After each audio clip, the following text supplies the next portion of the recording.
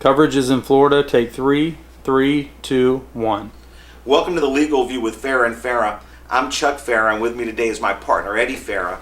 And today we're going to talk about the types of coverages that are available under a typical Florida automobile policy. Thanks, Chuck. The first one I'd like to talk about is bodily injury coverage. Bodily injury coverage under your policy pays expenses and accidents that you cause. It covers medical expenses, money for pain and suffering, any other damages that result from an accident you're involved in where you're at fault. The next item I'd like to talk about is property damage or property damage liability. In Florida, this is a required coverage. You must have $10,000 at least of property damage coverage to cover damages that your car causes to other vehicles or to other objects. Let's say your car runs into a wall at a convenience store and causes damage to that store.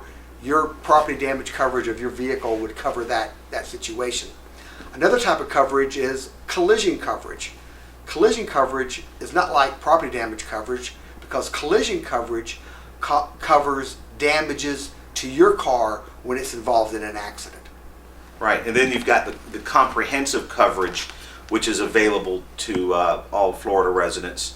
And that coverage will cover damage to the vehicle when the damage is caused by something other than another vehicle. So for instance, if a pebble hits the windshield, you're driving down the road and a pebble hits the windshield and it cracks it, then the comprehensive coverage would cover that type of damage.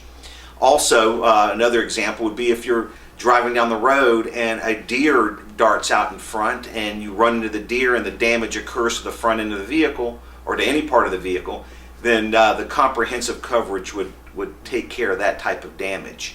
Another type of coverage that's very important is medical payments coverage. And that's coverage that pays for medical bills if the insured or somebody occupying their vehicle is injured arising out of the use of the vehicle. So that type of coverage would pay 100% of the medical bills up to the limit purchased. Then there's a third type of coverage, which is personal injury protection, otherwise known as PIP. And this type of coverage is a required coverage. So if you purchase an automobile policy in the state of Florida, you automatically get PIP coverage.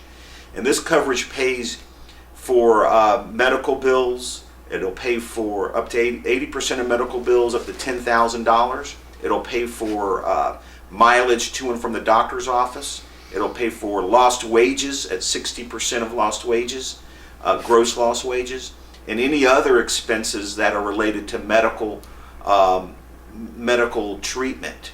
And this coverage is required, and it pays regardless of fault. So if a person is injured in an accident, regardless if they cause the accident or somebody else caused the accident, the person who's insured gets the benefit from that coverage.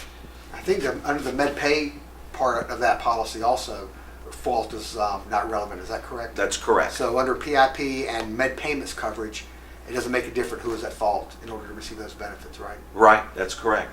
And then you've got, one that we haven't mentioned yet is the uninsured, underinsured motorist coverage, which is very, very valuable coverage. Yeah, it's not required, Chuck. That's a good point. That's probably a very valuable one, especially you consider there's a great high percentage of people driving around with no insurance or with not enough insurance.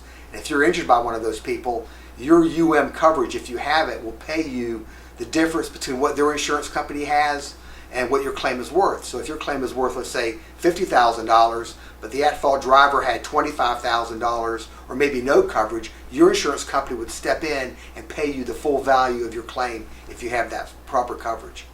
Right, and I think to sum it up, I think when you go to purchase your automobile insurance policy, get a basic understanding of these different coverages and sit down with your agent and make sure that based on your circumstances, you're adequately covered.